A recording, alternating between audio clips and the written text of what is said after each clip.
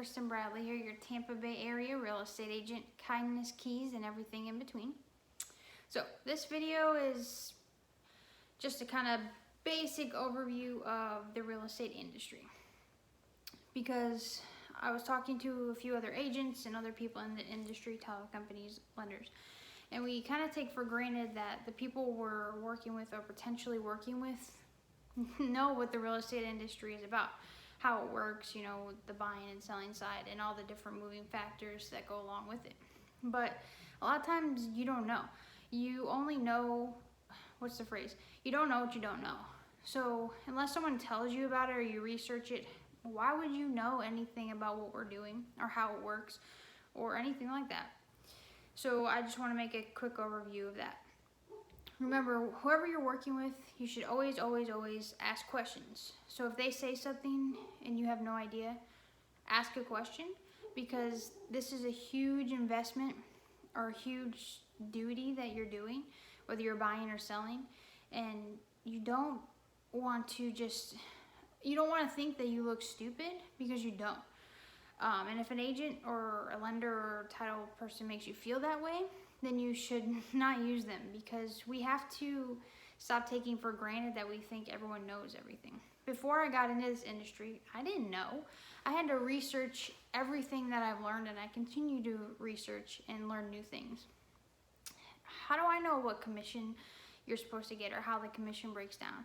Or what even that you only work off commission, that you don't get paid, you know, like a salary to work for a brokerage. What is a brokerage versus an agent? You know, you hear things like that. I'm a broker, I'm an agent, I'm a realtor. You know, I don't know. You just want someone to help you and represent you. You go online and you click on some house on Zillow. You don't know that the agent that called you, that they paid to be on Zillow. You don't know any of that. You don't know that Zillow is really there for realtors because they're paying to advertise so other people can list their home for free for sale by owner. Who knows that unless you're researching it? So it's just little things like that, which I'm trying to make some videos that are a little bit more educational. And again, I'm always around if you have a question or if something doesn't make sense, anything at all. I'm glad to help out any way I can, because again, I'm in the business of building relationships, not worrying about just a transaction or a dollar amount that I can make off of you, things like that. In the business of helping people while also helping my family. So to start out, there's a lot of different factors that come along and a lot of different things. So at the end of the day, all real estate agents, brokerages, and everything like that, we're all commission based. So unless you close on a deal, whether you're buying or selling, we don't make anything at all. So that's why you see a lot of agents that are out there hustling. If you're trying to sell your property on your own, people are calling you because they want to help you, but they also want to help get a commission. They want to advertise, they want to list, they want to sell your home so they can get paid. It's just any business in sales, you're trying to get that business so that you can make money. But a lot of different sales jobs, they have like a base rate that you're making plus commission. Real estate agents in the industry, there isn't that. It's just commission. So unless you do something, close a deal, you're not making anything. So a lot of us are out here hustling because you have to eat, you have to pay, you know, there's different things. So just try to remember that. If you think someone's bugging you, just try to be kind, and you know, if you don't want their services or help, just say no thank you. Or if you're already working with someone, just say I'm already working with someone, my loyalty is there. You know, different things like that. But try not to take it so hard when someone's trying to get your business, because that's what it's about. You know, we're just trying to work, we're trying to help people, but at the end of the day, we also have to help ourselves, and we have to get to the closing table to close on deals. So little things like that. So you have a broker is like a Keller Williams, Coldwell Banker, a RE/MAX. You have to be an agent before you can get your brokerage license, which makes sense because you need to learn a few things before you can own a big brokerage and have agents underneath you. You should know a few things before you can do that. So you have like a Keller Williams, you buy into like that type of franchise, or you can start your own brokerage. You can look up all the little ones that are around the Tampa Bay area. So that person is a broker, they were an agent, and then they got their brokerage license, which is all through the government. You have to take tests, go through classes, tests, you know, get your license.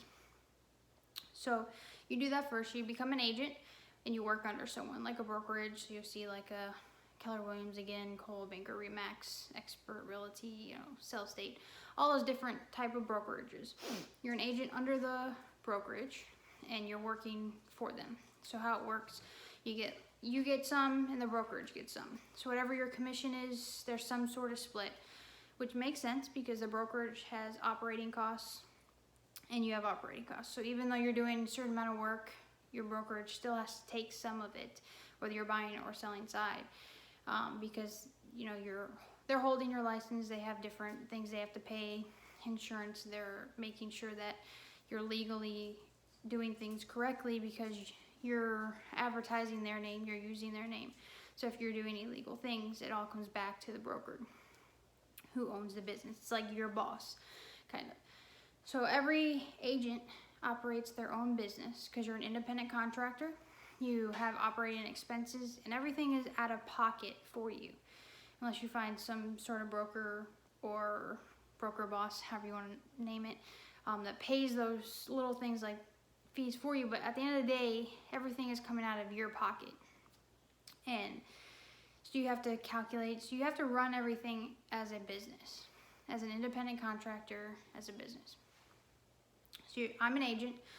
You have to hold your license for a few years, and then if you want to, you can become a broker, open your own office, or buy into a franchise and like have like a Keller Williams office, you know, things like that, and use a brand name, or start your own brokerage, however you want to do it.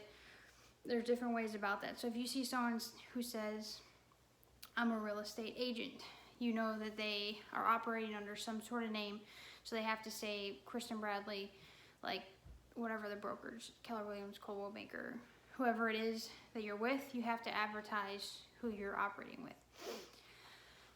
So that's, sometimes it gets confusing too, because people can have teams that they're on, which is all a little bit confusing for an outsider, that you work with, and they're under a brokerage, and you have to make sure everyone's saying the name that they're advertising with. Again, the broker at the end of the day is liable for you, so you need to make sure you're running your business legally and you're advertising with their name and things like that. And if you're ever unsure of anything, you can just ask the agent, and they should tell you what's going on, or if you're confused about their name. But at the end of the day, the broker or anything like that isn't who's really gonna be the person who's gonna help you. Make sure whoever you're talking to, the agent that you're working with, make sure you get to know them, because it doesn't matter who I'm with. Each brokerage has their own tools, and yeah, that might help. So ask, like, what do you do differently, or how can you help me? At the end of the day, it's up to me to help you sell. Just my brokerage name is not going to sell your home. So I need to be actively selling your home or helping you buy a home. You know, I'm the one. So it doesn't matter my brokerage name. All that really matters is that I'm Kristen Bradley, a real estate agent, and my brokerage is whoever it is, so on and so forth. That's all that really matters. But the tools and resources, the reason I choose that brokerage, really doesn't matter as long as I'm going to perform my duty for you, whether that's buying or selling. So again, I don't make anything unless we get to the closing table. So I'm not going to just take your listing and just put a sign in the yard and put it on the MLS and hope it sells. What good does that do me? I'm not making money off of that. Yeah, I might get some leads, or that's another topic. So I might get some, you know, leads or things like that that might point me in more business directions. But again, that all doesn't really help me get to the closing table. You know, if you're looking to buy a home, we go out and we see 20 homes, and at the end of the day, you don't like any of them, I get nothing out of that. I don't make any money off of that. So yes, I'm helping you, and we're trying to narrow down possibilities, but if you decide that you want to continue renting, or you don't want to sell your other property to get into a new one, I don't make any money off of that. So just remember that when you're working with an agent or brokerage, or however you want to label it, is that until we actually get to the table where you're signing and you're exchanging keys, things on and so forth, and money is exchanged, we're not making anything. So we're going to help you to the best of our ability, but please don't take advantage of people. And then when I say that, I mean really, when you're out looking for homes, if you're working with an agent, try not to waste so much time with them. I always suggest we're gonna go look at all the properties that you wanna look for, but let's get realistic. Drive through neighborhoods at different times. If you like a certain neighborhood, go research that neighborhood, and then if that is the neighborhood for you, I will do everything in my power to make sure we get you a home in there. If you're unsure of what neighborhood or what area you want to go through, drive through at different times of the day, try to narrow it down for yourself so we don't have to look at every single property or go look at every single property together before you choose. There's just no point. You're just looking at homes. Go to open houses and just say you have an agent. That's okay. We're working together. I expect the loyalty because I'm going to be loyal to you and I'm going to have your back. So go look at different properties, open houses, see if you like anything, see what you don't like. Maybe you don't like an open floor plan as much as you think you do. Maybe you want a certain room at a certain side of the house. Go look at one and then you think, that doesn't really work for me. Or maybe you need an open kitchen. Things like that, it's okay to go and explore. And then once you kind of get your needs and wants more narrow down, we can kind of go look at a few properties that fit your criteria. If you're in a certain neighborhood that you want to be in for a school district, things like that, and nothing's for sale, then there's different ways to kind of market and see if anyone's willing to sell or thinking of selling, and then I bring them the buyer and you get your home that's not listed. So there's different ways to go about that. But for all the homes that are listed, there's no point in going to look at 20, 30 homes because then you just don't really know what you want and we need to have a discussion. But I'm not the type of person who just gives you 3 options and say you have to choose one. I don't believe in that either. So there's a happy medium when working together, which, you can kind of explain. When you're going to sell your home, you have people who want to sell their home on their own, which are called FSBOs. Which is fine. There's a lot of different reasons they want to do that. Sometimes you just put it on Zillow because you want to just see what kind of traffic you get. You're going to get a lot of realtors, real estate agents calling you because they want your listing to try and sell it for you. Because in the name, you see real estate signs. That's just how you get more business. A lot of times in this industry, you have listing agents who are people who help people sell their homes, and you have buyer's agents who help people buy homes. Some people like me, you intertwine, you help whoever really needs help, but I do prefer to help sellers get top dollar or move fast. Whatever your goal is, I want to help you achieve that goal. And everyone has different goals and different needs. So that's why we kind of need to sit down and see what works best for you. Do you need top dollar or do you need to sell fast? I work with investors, I work with retail buyers, I work with retail sellers, I could say, and investor sellers. So there's different ways and different people, and not everyone fits into one little box. And like in Florida, normally you have a 6% commission on the sell side. So you're selling your home. We come to an agreement that you're going to pay me 6% to get your home sold. Again, I don't make anything until your home actually sells. And then I'm agreeing from that 6%, I'm agreeing to pay whoever brings the buyer, that agent, will get 3%. So at the end of the day, I would make 3% off of the sale price of your home, and the buying agent or whoever brings the buyer, that agent would make 3%. So we kind of split the 6%, and that's kind of standard. In Florida, most people list, 6%, because there's a lot of things you do. So 6% is definitely warranted. As long as you're working with a great agent, they are going to make that 3%, I kind of say, because a lot of times you're not bringing the buyer where you can get that full commission. You're usually splitting that with another agent who is actually bringing their buyer, which is okay because that's just how the industry is. And that's why you kind of want to negotiate all that and explain that to the seller so they understand that's how that works, so that they don't think you're just getting 6% and how's the buyer's agent getting, things like that. because you don't know what you don't know. That's kind of the point of this video. So we kind of split. Now I know that not everyone fits into a 6% box. Am I worth 6%? And when I say 6%, I kind of mean the 3%, because I'm always going to give the buyer's agents 3% because they do a lot of work and do go out and show properties, especially if you're a buyer's agent who you're out showing, as I said, 20 different properties, 20, 30 different properties, or maybe your buyer keeps missing out on properties. You're putting in offers because the market's hot. They do a lot of work to help the buyer. So I'm always going to give them 3%, even if I'm cutting down my side to help you sell your home. Again, that doesn't mean anything to you what I end up doing, except that they're going to get their money and I'm going to take a little bit less to help, you know, work it out with you. Why am I going to do that? Why would I take less commission?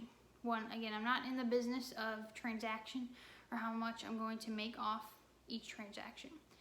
I'm in the business of helping people and building relationships. I fully understand that circumstances happen and you might have to sell your home before there's enough equity built in or enough cushion, maybe is about a different word, where you can afford that 6% commission. Maybe you just got a new job and you have to sell, but you don't want to pay to sell your home. You understand? You don't want to come out short. You don't want to go to the closing table and you are paying money. Who's paying money? The buyer who's buying your home should be paying money for your home. You should be getting something. Whether you're breaking even, and it happens. I did it on a property we owned because I wanted to sell it and I didn't want to pay the holding costs of it. So I paid the buyer the 3% because they deserve it, because they brought the buyer. But then at the end of the day, we didn't make anything, but we didn't lose anything. And that's kind of where I'm at, is if you are tight, that's okay.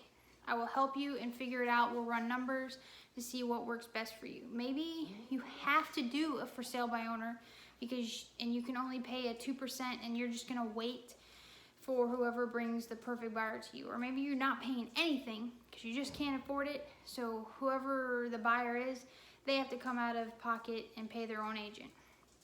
That's something we can work out and talk about and see what works best for you. Because not everyone can afford to pay 6%, and maybe you just have to sell. Whatever the reasons are, there's different reasons that you're trying to sell it on your own. And that's okay. Again, if you can do it, why not, in a sense? But then at the end of the day, you have to remember, this is a huge transaction. There's legal contracts. There's things that happen during a real estate transaction that it's always best to have yourself an agent and the buyer have their self an agent, so the agents can work together to make the deal happen and transition and keep it smooth and make sure it goes. Inspections, appraisals, all different types of addendums that come up during a transaction. It's crazy to think that if you have no idea what this industry is about, that you're going to do that yourself. 100%. Sometimes transactions run so smoothly that you wouldn't think you would need an agent. It's happened. I work with cash investors deals. You know, what do? We just talk to the owner. They want to sell. We come to an agreement in price, and then they bring the cash to the closing table within 7 days. Easy peasy. Nothing's come up. Again, that means that the seller had a clean title. That means the seller already did everything, so there's no liens on the property. The seller already agreed to the purchase price, but the cash investor never did an inspection because they don't need one. They walked the property and they kind of saw what they had to do. There was no appraisal. There was no survey, anything like that that might make the transition or the transaction, you know, go haywire or throw some kinks in there. Little things like that. Or maybe you are selling your home and a buyer already has their pre-qualification and all they need is an appraisal and they can close within 14 days. I'm sure that transaction is going to go smooth as long as that buyer didn't do anything to mess up their pre-qualification. And as long as you priced your home to where it will appraise. That's a whole other subject. So things like that, you might not think you need a real estate agent. But what happens if it doesn't go smooth? What are you gonna do? If you're selling your home on your own, the buyer's agent brings their buyer. You have to remember, the buyer and that buyer's agent have an agreement. That buyer's agent has to look out for their buyer's best interest, which they should. They've been working with that buyer. They want to build a relationship with that buyer. They want to help that buyer. So they're going to do whatever they have to do, and they're not going to really look out for your best interests per se. They might try to, make it a win-win situation, which they should. But at the end of the day, if the buyer wants something, they have to try and get that for that buyer in reasonable means. So as a seller, you want to work with someone on your side who will also do that, who will say, no, this is how it needs to go, or this won't appraise, or things like that. They're trying to offer a certain amount, or they want contingencies. What do you know? You don't know what you don't know. So unless you are a real estate attorney, or you've been in the industry, maybe you work in title, and again, just because you work in the industry doesn't mean you know exactly what's going on with other parts of the industry, as in the mortgage and title. I don't know all of that. I would go to a professional who can help me with that side. I know the real estate industry because I'm in it, I help people, and I'm constantly researching it. Do I know a little bit about the mortgage? Of course, because I'm helping people. But do I know the ins and outs of that and what to do? No. I'm going to go to my lender partners and I'm going to ask for their help because they're professionals in that industry and they are helping people in that industry. They're learning about that industry. I'm not going to try and do it myself. Things like that. So you need to see, and you work with someone who's on your side. So there's different contracts involved.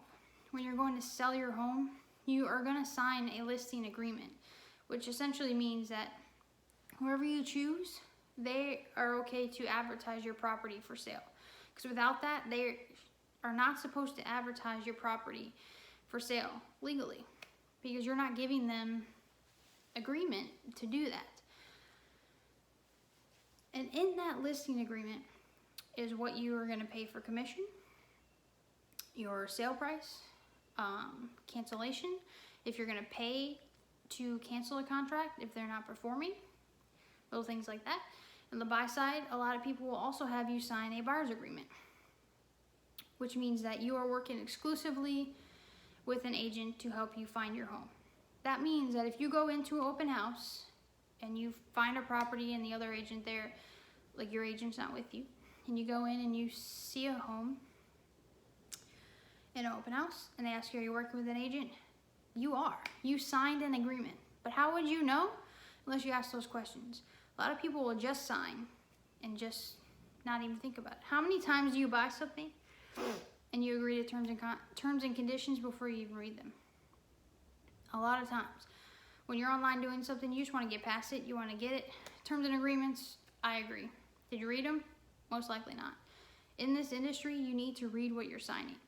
When you get to the closing table, you're signing all these documents, even on the contract to go, when you're putting in an offer, you're signing all this stuff. And all these different paragraphs have different needs, wants, the appraisal contingency. There's so many different moving factors. And if you don't have an agent who knows what they're doing, or if you're trying to do it yourself and you don't have advice or you don't know what you're doing, you might get into a bind that you don't know how to get out of, or you're going to lose money on. Especially like an appraisal contingency. Because in today's market, you can say you want to purchase a $200,000 home for $300,000 and you're getting financed. If that home, the appraiser only says that home is worth $200,000, are you bringing $100,000 to closing? And if you don't know what that means, it's because a lender isn't going to finance a home for more than it's worth. Would you? You shouldn't. Unless it's something that you really, really, really, really want and you can't get somewhere else.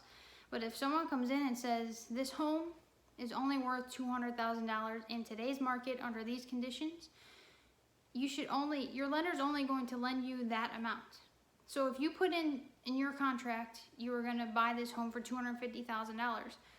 If you can't come up with that $50,000 extra in cash, you're losing out on your earnest money deposit, probably your appraisal money, your inspection period, It's probably over, so you're losing out on the inspection that you paid someone. Well, that $500, $1,000, who knows what your earnest money deposit was, between $2,000 and $4,000, most likely on a $200,000 home. Things like that. You just lost all that money because you didn't know what you were doing, or you didn't work with an agent who knew what they were doing. There's different windows that you have to have an inspection period for a certain amount of days.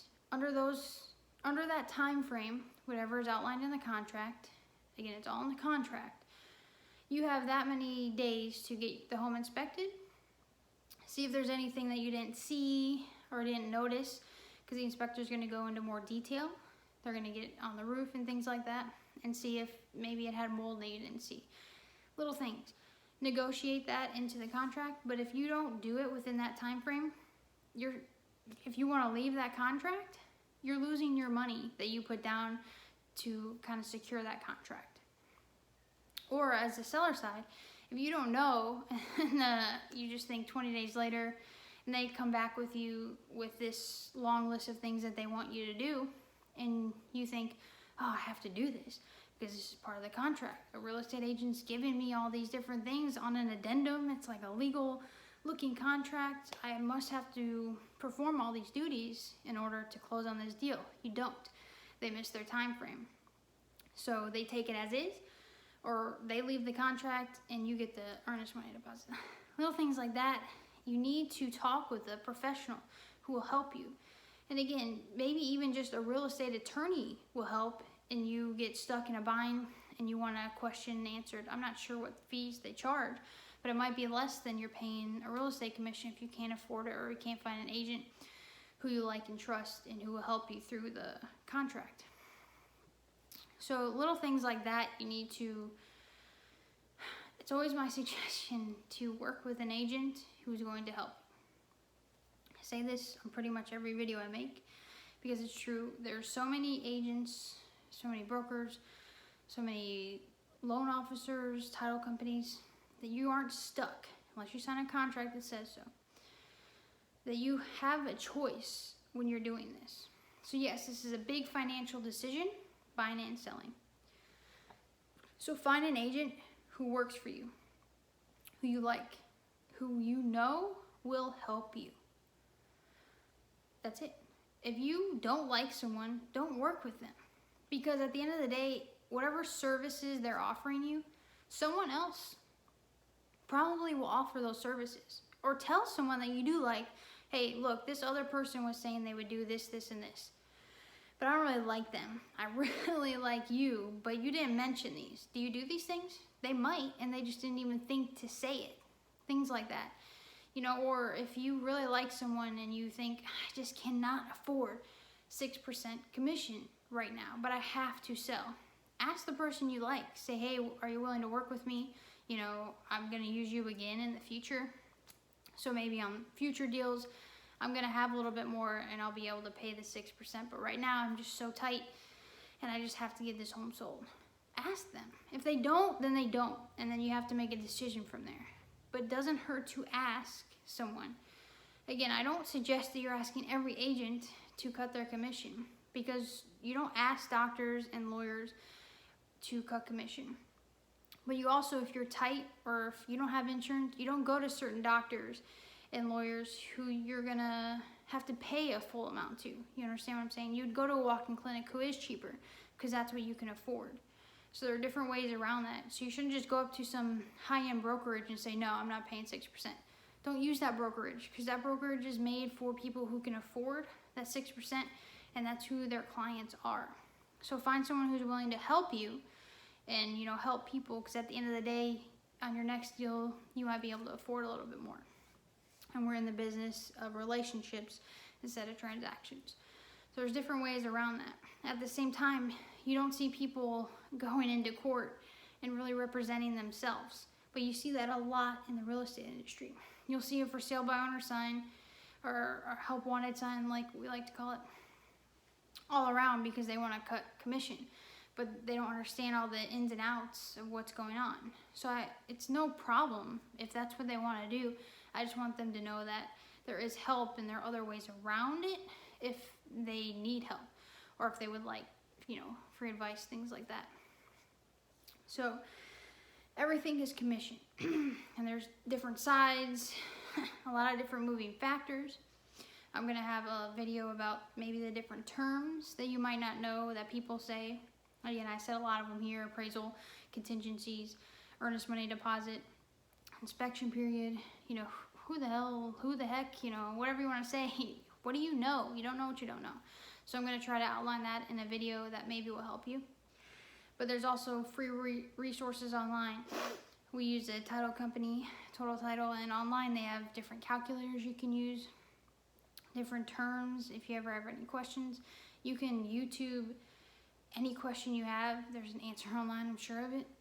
But again, at the end of the day, call someone that you know and trust that's in the industry. If they don't know, let them refer you out. Call me. Have a question.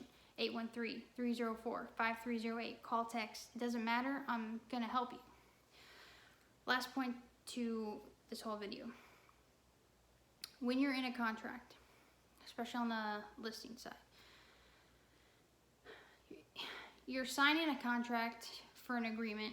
They're going to list your home for a certain amount of time, whatever that time frame is. A lot of times it's 6 months, which makes sense because just in case something happens or you're in a contract and somehow the buyer's financing falls through, you don't have to go back through and like re-sign a contract just to keep your listing. I mean, it's a lot of different factors. But in that contract, there's a cancellation agreement. A lot of people charge for you to cancel your contract. So if you're not happy, they want you to pay a certain fee to get out of that contract. Kind of makes sense because they're doing a lot of upfront costs, right? They're usually paying for photographers. They're usually paying to market your property. So all these are paying for like postcards, mailings, things like that. Out-of-pocket expenses that they're hoping to recoup once you do sell. Again, you don't get paid until we close and everything's exchanged at the closing table. But I have a 0% cancellation fee. Why? Because if I'm not doing my job and you're unhappy, I don't want you to be stuck with me. I don't. I'd rather you go and find someone who will make you happy. Because if I'm not doing my job, I don't deserve to make it to the closing table, and I don't deserve to exchange any type of money with you. I don't. So it's a 0%, $0 cancellation fee, however you want to word it. It's just out of money. You don't want to do it, or you want out, or you maybe at the end of the day you decided you can't sell for whatever reason, something happened. It's fine. 0 cancellation fee, and you're out of the contract. So if you're going with someone else, make sure you ask them about that. Because what happens if they say all these things they're going to do to help sell your home, but it doesn't sell? What? Then you're stuck. And you see all these homes in the neighborhood, you see your friend's home selling, you're like, why isn't my home selling? Why? Usually it's price or marketing, but usually it's price. That's another topic. Get out of it. You want out of that contract, and what does it hurt to go use someone else and see what they have to say? Again, with my contract being a 0 cancellation, what do you have to lose? You see what I do for a week or two. If the home isn't selling, you're not getting showings, things like that, or if I didn't price it right, whatever the reason would be, you can get out of it. So what do you have to lose? A week on the market, and you get to see what kind of traffic you get. I'm helping you on all aspects. You have nothing to really lose in that aspect of it. So just make sure whatever you're doing that there's a 0 cancellation. Again, on the buyer side, if you sign an agreement with someone, they're representing you, but you feel like they're not doing anything, first ask them, because they probably are doing things behind the scenes, and maybe they're just not telling you, and then just tell them, hey, keep me in the loop, and they will, usually, or they should, or else leave them. Or else they're not doing anything, and they're just holding your agreement, but they're really not actively looking for a property for you. Then you need to get out of it and go be with someone who's going to help you with whatever your needs are. Again, you might not need to buy for a month, 5 months, or a year. So you need to establish that timeline with your agent so they know what they're doing. How will they know that you need to move by June 1st if you don't tell them or they don't ask you? You don't. So no one can assume anything. No one can read minds. So just make sure anything you sign that you understand it, that you can get out of it, because if things change, people change, circumstances change, you need to make sure that you can go elsewhere or look elsewhere or have someone else help you if that is needed. So just always make sure you're knowing what you're signing in the contract.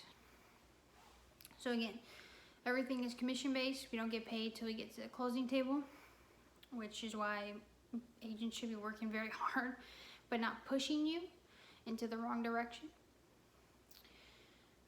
There's different sides of this. You have the listing side and the buying side. So a lot of times you'll hear a listing agent, buying agent, which just means there's two sides of the transaction. Do sometimes that agent becomes one person?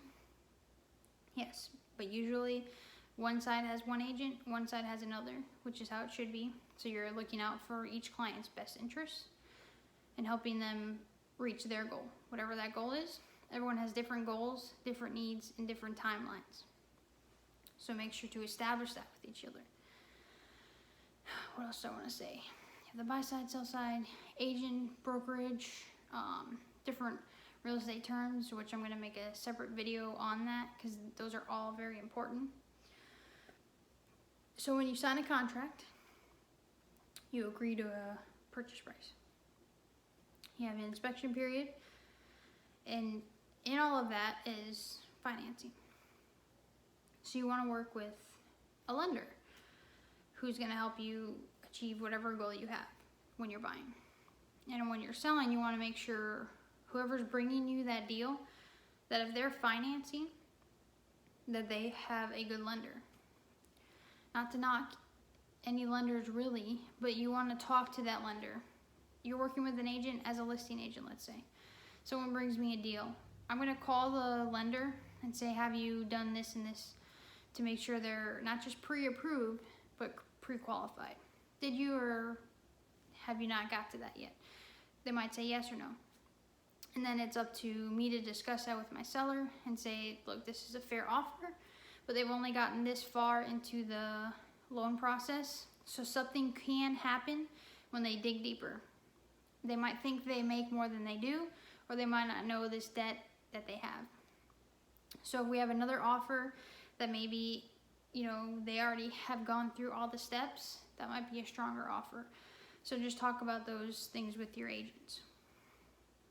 And as someone who's selling, make sure your listing agent is talking to you about those things and the contingency period for your financing. Because sometimes what happens, you think everything is a go. You guys are all planning, the buyers are planning, the sellers are planning. Something happens and you're like so close, but the buyer's financing falls through. For whatever reason, something happens and it falls through. What happens? You have to put your home back on the market and go through all these steps. It happens. Great agents, it can still happen to them because you never know. You're not in control of someone's personal finances. You can guide them, tell them not to purchase things, tell them don't do anything without talking to a lender, or disclose everything to the lender. Maybe they just didn't think about a debt. Or maybe they didn't think that whatever they bought will go against them in their debt to income ratio. Little things like that that might not always think, and then the deal falls apart. And the agents can't really control that. They tried to guide them to the best of their ability, but then you have to throw the house back on the market, and then you have to wait another 30, 45 days, however long, to get the home sold. So there's different things that do happen, but to the best of your agent's ability, they need to be upfront and make sure all their bases are covered as best they can again. And you should ask them, or they should tell you. Always ask questions. Don't just sign, or don't just assume that they know that what you want, or we know what you want, so on and so forth. And then again, if they don't close, who gets the money on the earnest money deposit and all that type of stuff, because you lost money by thinking, or maybe you're under a new contract. There's different things about it that it's best why you have an agent on your side who can help navigate through all this and can talk to the other agent, and they can work everything out. Especially, there's just so many moving factors that you need to just work with a professional. that you know, like, and trust. Don't just pick anyone. Interview a few people and see who you like and who will help you and accomplish the goal that you have for whatever means you have. So that's pretty much it on that aspect. Again, we're all commission based, so try to be a little bit nice when we're trying to get your business. If you're already working with someone or already have someone you will work with, just say that, and then usually the people will just leave you alone and go on to someone else, because there's plenty of business out there. Just finding people that you can help, and if you can't, then they'll go help someone who can. But we don't know until you tell us. And especially if you're like selling your home on your own, we're gonna try to help you, because that's what we do. We sell homes. We're in this industry to help people buy and sell homes. So if you don't think you need an agent for whatever reason, let's discuss those reasons. And maybe it's something that you don't think that I can help you with. Let's just talk, things like that. If you're looking to buy, you need to save money, or you don't think you can afford a home, let's just talk. And let's get with a lender, see what you can afford, and if it doesn't work, it doesn't work. No hard feelings. But at least you're discussing all that. But other than that, 813-304-5308, and I'll be making some videos. Just stay tuned for all of that. And if you ever have any questions, comments, need help with anything, just call or text me, social media, anything like that. Thank you.